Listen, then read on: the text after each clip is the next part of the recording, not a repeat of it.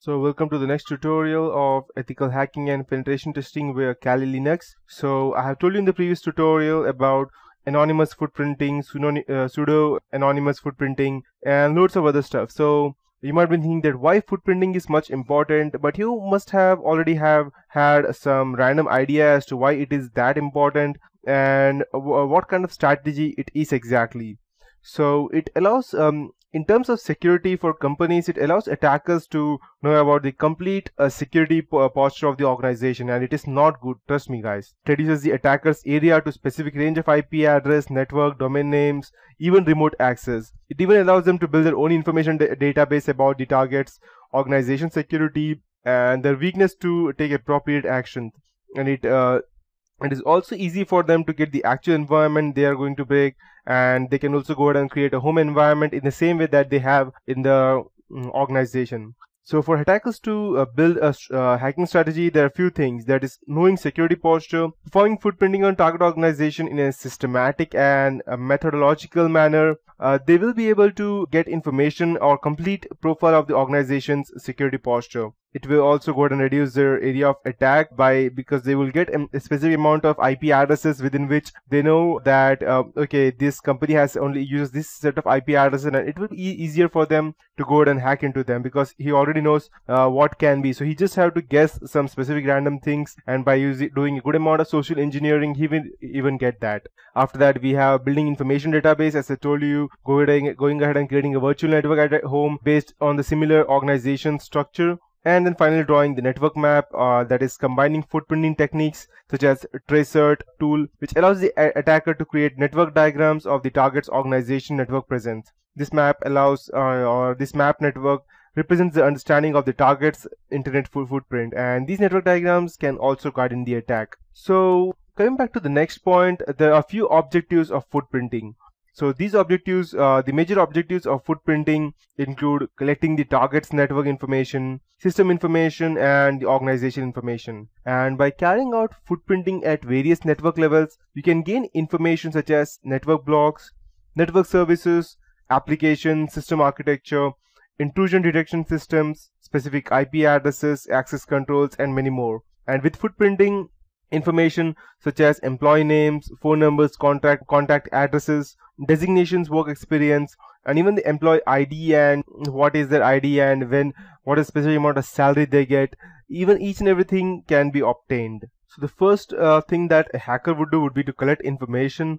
That would be its objectives. The network information can be gathered by performing a Whois database analysis or trace routing, and it includes domain name, internal domain names, network blocks, IP addresses of reachable system, rogue websites or private websites, TCP and UDP services that the company is running, their access control mechanisms, that is ACLs, and networking protocols, VPN access points, intrusion detection system and how they detect and how they are running on which protocols, analog or digital telephone numbers, authentication mechanisms, and system enumeration. So these things come under the collecting network information.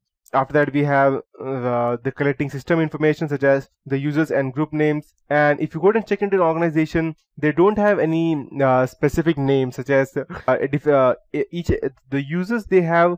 The username is almost the same. Let's say for my PC, let's say if the name of my company is let's say XYZ, or let me take a specific random name, let's say Mercedes for example. So the name of my company is Mercedes. So the name of the system's users would be Mercedes 1, Mercedes 2, Mercedes 3, and or Mercedes hash PRO1, Mercedes hash PRO2. So it's quite easy to gather. Even if you get one specific user's name, it will be easier to guess the other user's name.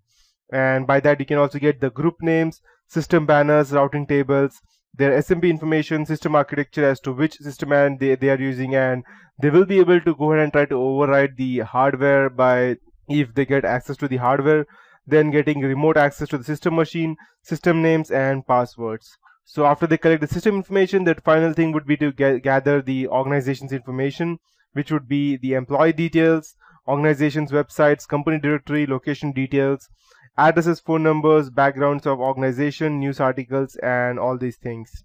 So till now I have discussed the footprinting concepts. Now I'll go ahead and discuss what are the threats that footprinting gives you. The footprinting threat section familiarizes you with the threats associated with footprinting such as social engineering, system and network attacks, and corporate espionage. These include attackers gathering valuable system and network information such as account details, operating system, installed applications, network components, servers, and many more. And these finally lead to business loss. So the first and the foremost important thing would be social engineering, because it is if any other attack fails, such as let's say if you have an updated Windows 8, or if in your PC, organization you're not at all using any version of Windows, which is quite not possible, but let's say to be secure you're only using Linux, so that you don't have to let's say worry about any person hacking your organization. Or if you have applied each and every patch of Linux, Ubuntu or Fedora, whichever you're using, or even Red Hat, but still hackers can gain access via social engineering. So what is social engineering? Social engineering means without using any intrusion methods, hackers can directly or indirectly collect information through persuasion or any other means, and the crucial information gathered by the hackers and the employers without their consent.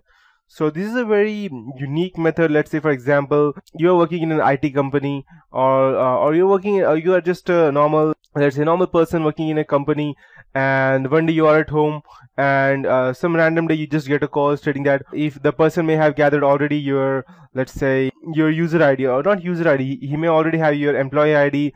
Yeah, he may have gathered there by just looking over you when you're just going ahead and crossing your subway line on the road, and he has your employee ID. So he will just call you and tell you, hello sir, I'm calling you from this company. That means the same company in which you are working. Let's say your name is Adam and you're working for an XYZ company, and this guy sees you and he wants to hack your organization, and so he gathers all the information. So he sees you passing on the road with your ID in your neck, and your employee ID is ABCD@123, let's say, for example.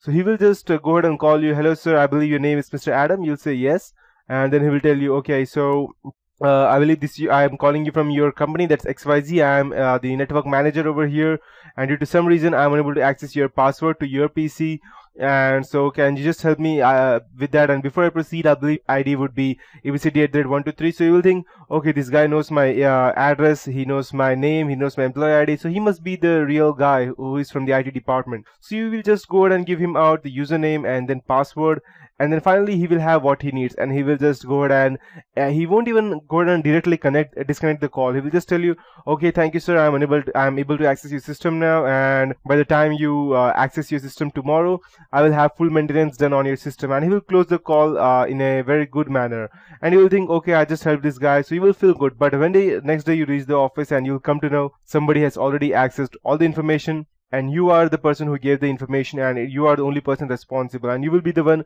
who will be serving jail time, or perhaps you may not even get another job because of your insecurity that you performed. So these are the ways as to how any person can gather information via social engineering attack. After that, we have system network attacks, information leakage, privacy loss, corporate espionage, and business loss. So these are different ways as to how we can go ahead and gather information on a specific person. We are using loads of other techniques, and yes. After that, we have footprinting tools, which I will be showing you some practical stuff as to how we can go ahead and gather information. And the most important one is, which I will be showing you later on, would be the Google hacking database. You won't even need any kind of specific tool to hack into any stuff. You would just need a computer. You won't even need any software to install. You won't even need the administrator right to go ahead and just gather information. You just need a computer with the internet access, and just the access of Google is more than enough for you. So yes. So I will be teaching you that in the next tutorial. That is it for this tutorial. In the next tutorial, I'll be teaching you about the footprinting tools and gathering information via Google hacking database.